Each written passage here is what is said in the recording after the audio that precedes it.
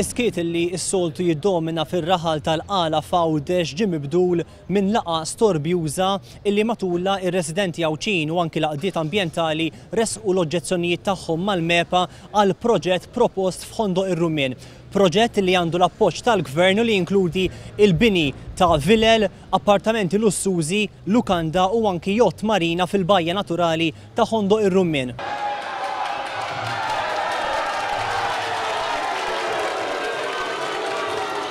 Matul din il-laqa il-MEPA permezz tal-konsulent tagħha Mariello Xkembri pruvaw jagħtu l-impressjoni illi dan il-proġett mhux se jaffettwa il-madwar.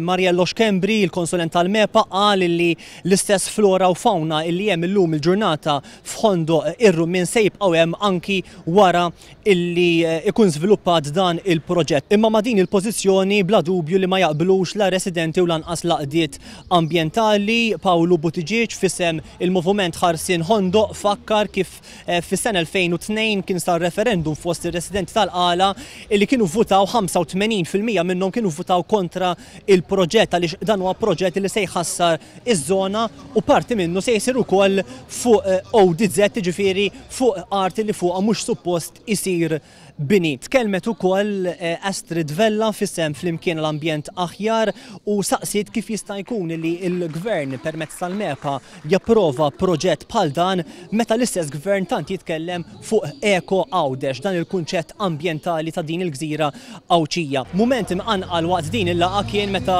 il-Direttur Ġenerali tal-GRTU Vince Farrugia insista illi jgħid tiegħu waqt il-ħin li matulu kienu jitkellmu laqdiet ambjentali l-NGOs. Vince Farrugia insista li jitkellem, qal li mhux se jkun intimidatu hemmhekk qatt jitkellem favur il-proġett f'Ħondoq ir-Rumien u allura favur il-bini tal-vilel u l-lukanda u l-appartamenti f'Ħondoq ir-Rumien.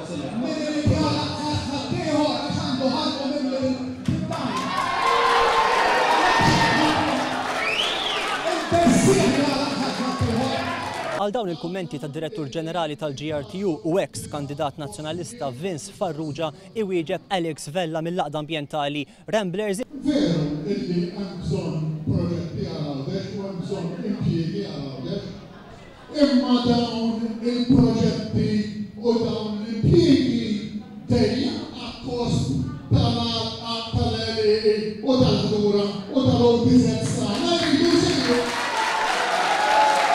Waqt din il-laqgħa tkellem ukoll il-Kunsill Lokali tal-Qala illi għandu maġġoranza nazzjonalista illi tkellem kontra dan il-proġett illi kif nafu għandu l-appoġġ tal-istess Gvern nazzjonalista. Sindku Pawlu Buttigieg qal illi il-Kunsill ilu kontra dan il-proġett sa mis-sena 2002 meta kif edna f'referendum 85% tar-residenti fil-Qala kienu votaw kontra dan il-proġett. Tkellem ukoll fost l-oħrajn Ellen Dejdun ukoll ex kandidat nazzjonalista u ambjentalista. Inti li toħloq jott marina, ferja li tintuża l-lawm, li sena wara sena dejjem joħroġ minn riżultati uffiċjali tal-monitoraġġ tal-kwalità tal-ilma tal-baħar li għandha fost l-iktar baħar ċar ilma ċar għal dan huwa preċedent perikolus ħafna. U għal xejn jingħataw l-assigurazzjonijiet kollha. Id-diskussjoni dwar dan il-proġett mistennija tkompli fil-ġimgħat illi ġejjin meta jsiru aktar laqgħat u eventwalment il-deċiżjoni finali tal-MEPA. Iżda ir-residenti kif joħroġ ċar